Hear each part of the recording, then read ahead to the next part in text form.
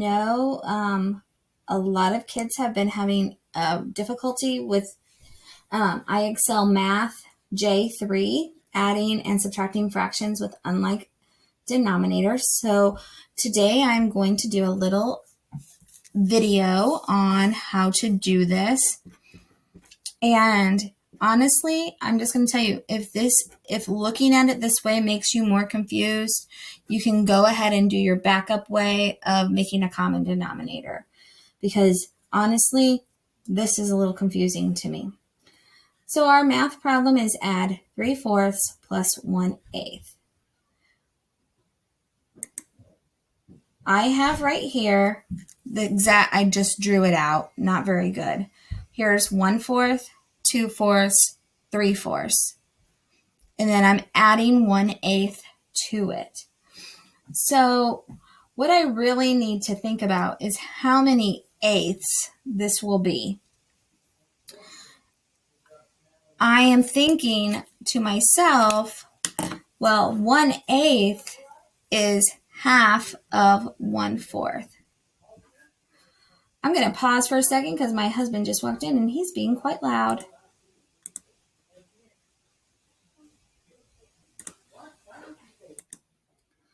Okay, so to repeat myself, what I'm doing is I'm trying to think of eighths. I want to use the number 8 as my bottom number for this answer because I'm breaking them into smaller parts.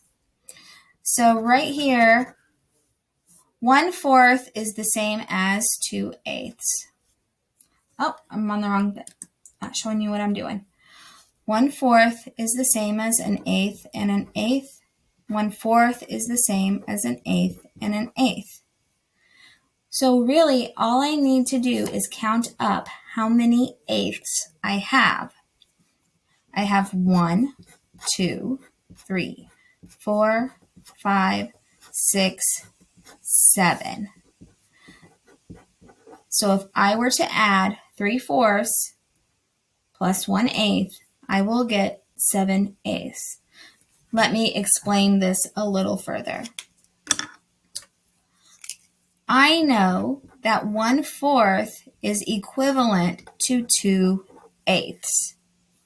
That means I have, let me draw a picture too. We always use our pizza. Here, my pizza is divided into fourths. If I were to eat one section of the pizza, I ate 1/4. Let's say Mom came in and cut the pizza some more. I now have it divided into 8 pieces. It still doesn't matter. I still ate the same amount. So equivalent fractions are the same amount. They might be cut up different, but it's still the same amount. Like I could take a Snickers bar and cut it into 1 million pieces and eat them all, but that's the same as me eating one whole Snickers bar.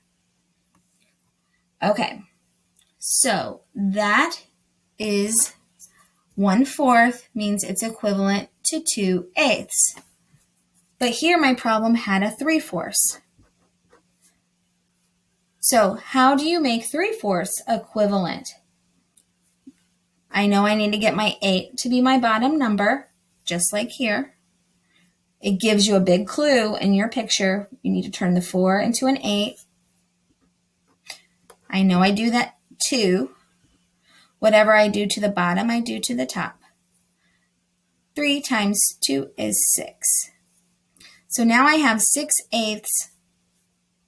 I'm just going to rewrite it. Plus 1/8.